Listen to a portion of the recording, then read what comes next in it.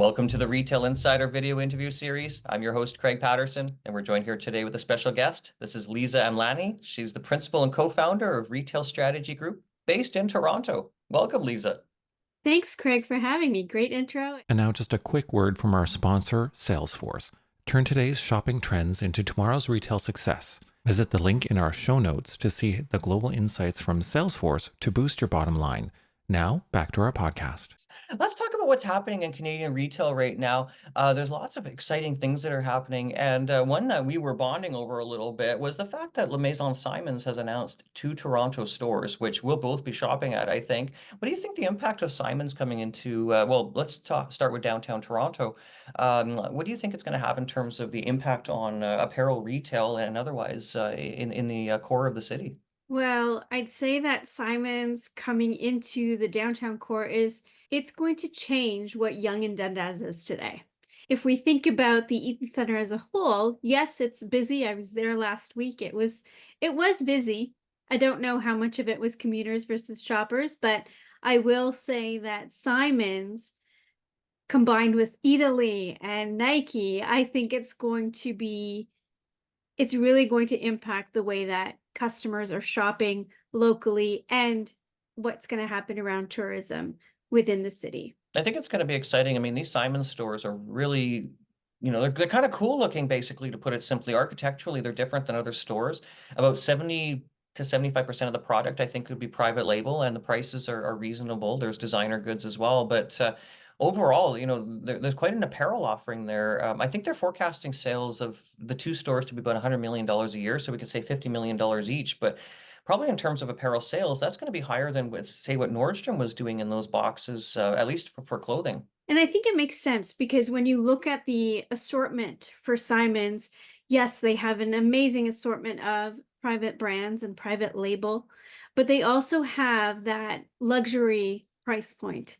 So they do vary in terms of price point, but they also vary in terms of product assortment by category. So they really cover apparel, accessories, footwear, but also have some home product. And I think that's going to be a real beautiful balance for the customer coming in maybe just for one thing and leaving with a few.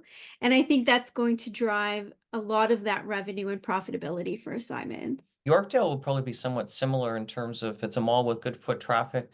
It's got a designer shopper, but it's also got a younger shopper, and the mall has stores like Zara and H&M, and not everything at Yorkdale is luxury, but this is going to be, I think, a tremendous addition to that shopping mall as well. Absolutely. And I think the thing about Yorkdale specifically is that, like you said, there is that variation of customer.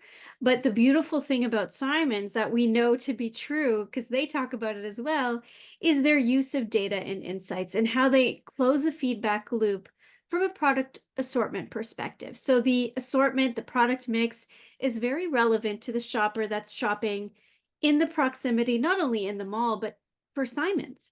And I'll say one last thing on that, besides me being a customer and I absolutely love the store, I think what's wonderful about Simons is they have these product and customer obsessed sales associates.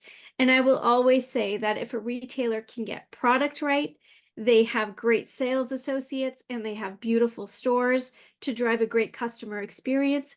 What that's going to do is it's not only going to increase profitability, it's going to increase loyalty.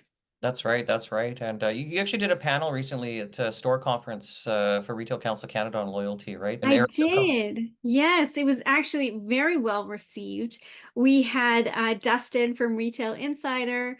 We had a couple of folks from Air Miles. And then we also had John, who flew in, I think, I want to say Newfoundland, but he runs the liquor stores there. Because as you know, in Ontario, we have our own, which is the LCBO, and then every province is different.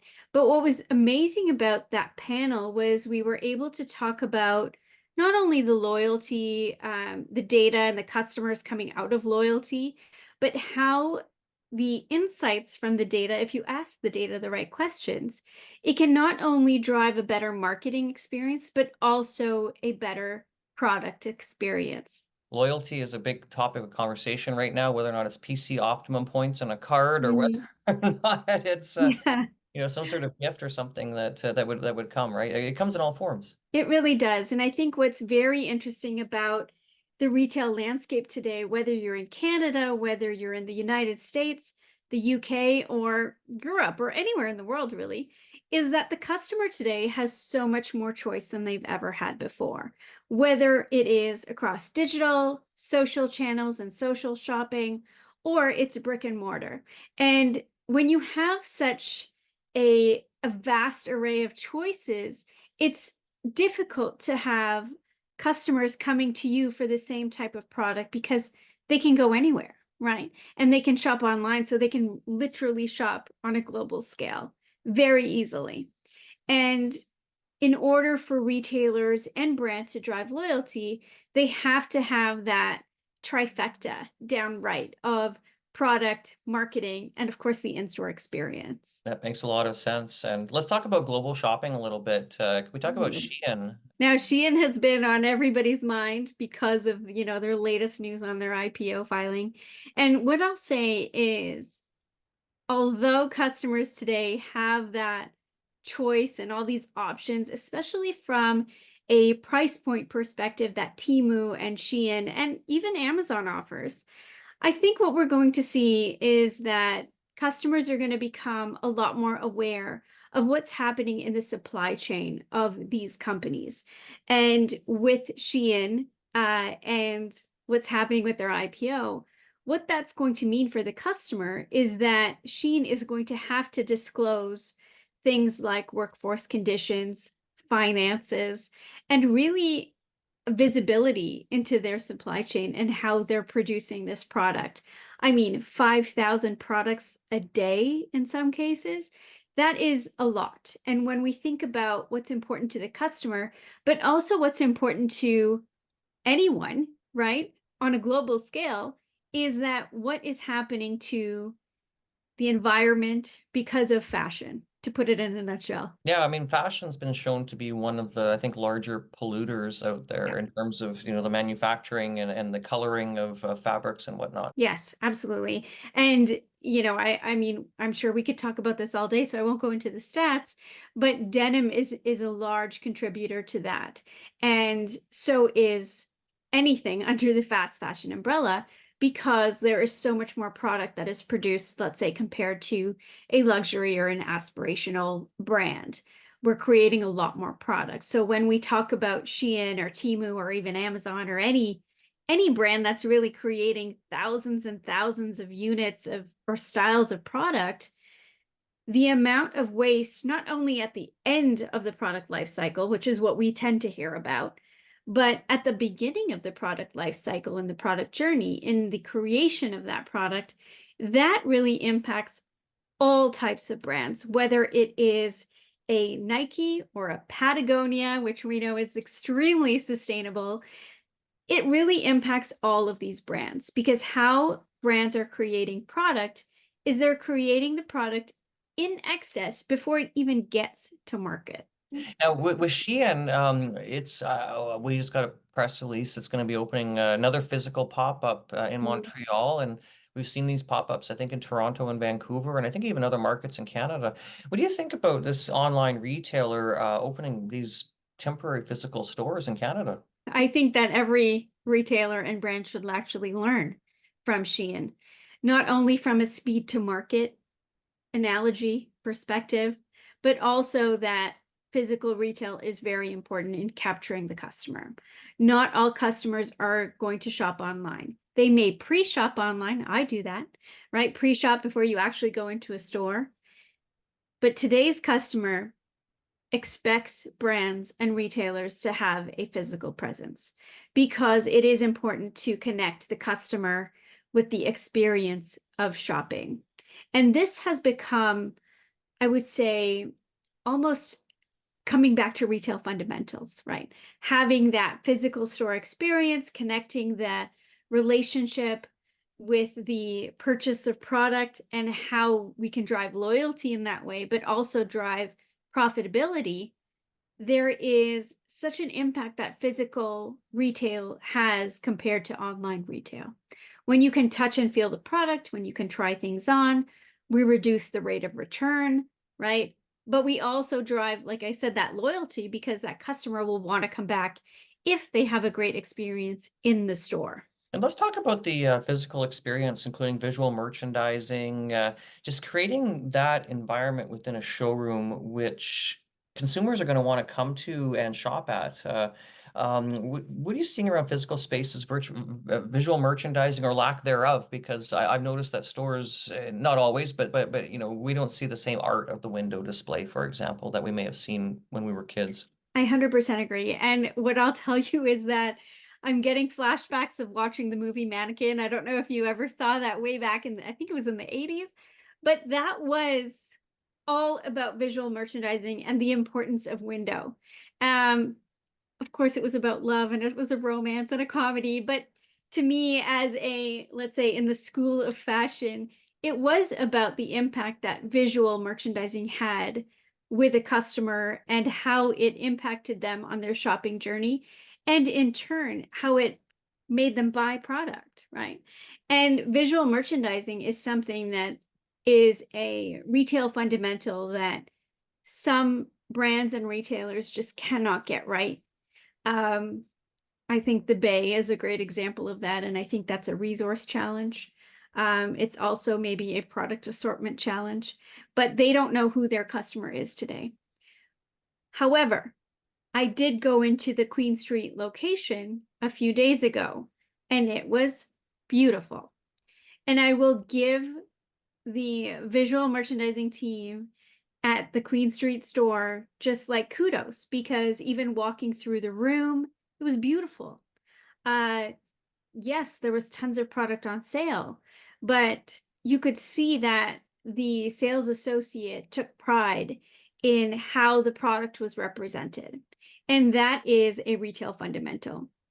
On the flip side, there are some stores that have this showroom experience. One example, I went into Yorkville's Kit store, and as much as we love the brand or the retailer and what it stands for in terms of luxury, being really relevant, street style, all of that stuff, the fact is the sales associate was not very kind, and the experience in the store was a showroom experience, which means there was one or two of each size of product across the store. And we asked, this happened to me and a friend of mine, we asked the sales associate, oh, do you have this in X size? And they're like, I don't know. That was the first answer. And the second answer is it wasn't easy for them to, I guess, with their hand held, to go and check what sizing existed. But in a showroom experience, the sales associate should have a very good idea of what sizes are in the back and what they have in terms of stockouts. Now, another retail fundamental is know your stock, know your store, know your customer. It's interesting that Hudson's Bay seemed to have a better experience. I'm happy to hear that. We've got readers that have reached out and emailed, explaining that they'd had less than positive experiences, but perhaps either things are turning around somewhere, or at least the flagship is looking good. You're right. The room, I know Nicholas Mellonfee is reviving it. So Yeah. he's got new artwork in there, and they've repainted. It's gonna, yeah, it looks really, really great. We'll be doing a story on that in the future too. Well, I have two things to say on that. Regarding the room, what I will say that I don't think it's in the right place. It's very far away from the escalators. Elevators are close by, but do customers even know it exists? So it was quite empty. So no matter what you do to the space, as beautiful as it is, getting customers to come in, that is also something that the Bay needs to work on. And I hear you about other store locations not maybe at the same standard as a flagship. And that's a problem that a lot of retailers have, not only the Bay, where their focus is on their flagship. I mean, Macy's Herald Square is a great example in the US. Every time you go in, it's busy, it looks great, the visual merchandising is beautiful. There's lots of product, lots of sales associates. As soon as you go into a suburb store, empty. There are stockouts, there is product on the floor. So consistency is so important across retail, especially if you have more than one location. A location could also mean your online store. And that's something that we've talked about in terms of having unified commerce, whether it's the back end in terms of inventory, but also the front end, that experience to the customer. They are not seeing that they're shopping on two different channels. To them, it's the same retail experience that they should have. It makes sense. And so I know that some retailers, that may be okay with the physical retail don't have e-commerce. Actually, what's interesting is kind of makes sense to a degree, but in the States, TJX does have e-commerce, but here in Canada with, Winners, Marshalls, and HomeSense, I don't think we still do. Yeah, and I don't know if there's a need either, because it is such a treasure hunt model. And as a customer, I can tell you once a week, I'll go in there and I'll see something different. And that is what they're looking to do, right? It is a treasure hunt. It is brands for less. If you don't get it now, you're not going to get it. And I think on the flip side, Costco has a similar sort of model where they have this, some incredible product that if you don't go now, you're going to lose out. And there's so many TikToks and Facebook and Instagram channels that actually talk about this, where you have a Costco find or a Zara find or an H&M find. And if you don't get it immediately, then you're going to miss out. So it's that FOMO, right? The fear of missing out. And I think TJX companies as a whole has really mastered that. Now, what's interesting about stores like, say, Winners, or even maybe a good example is Nordstrom Rack versus the full line or full price Nordstrom stores. It seems like certainly amongst consumers, especially those that might be value conscious, the appearance of the retail space may not make as much of a difference if someone's value conscious. They're going to want that price. And so, a Nordstrom Rack store never had the same, interior architecture and customer service as a full-size Nordstrom store when it was here in Canada. But still, it seems like, for a lot of consumers, it's going to be about the price. It is. And I think it really depends on what we're shopping for. If we're looking at going into a Dollarama, yes, we're looking for price. We don't really care about visual merchandising, right? Giant Tiger, same thing. These are value-driven retailers. Now, when I look at brands for less at a Winners, a Marshalls, a HomeSense, or any sort of off-price retail, I would say that to some degree it does matter, because we're seeing a shift in the way that the customer is shopping, where if you are a luxury customer, you are still going to Walmart. Whether you are an aspirational customer and you buy, I don't know, a $500 price point blazer versus a $1,200 blazer, you are also still going to a TJX, a HomeSense every week to buy things for your home. So there is that balance of high-low spending within how the customer is spending today. And I think that was really brought on with the shift in what's happening with the economy, with interest rates, things like that, where the customer spending is a lot more stretched. So we're trying to get more for our money.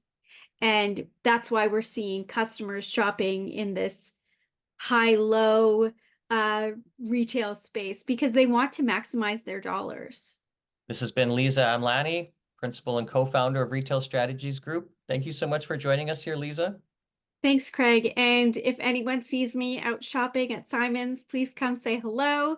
I film random Instagram stories if I really love a retail experience. And you can find me on LinkedIn as well as retailstrategygroup.com. And please sign up for the Merchant Life newsletter. We go live every single Monday. I love it. Thank you so much. And I'm Craig Patterson. I'm the founder and CEO and publisher of Retail Insider Media Limited, as well as the host of the Retail Insider video interview series.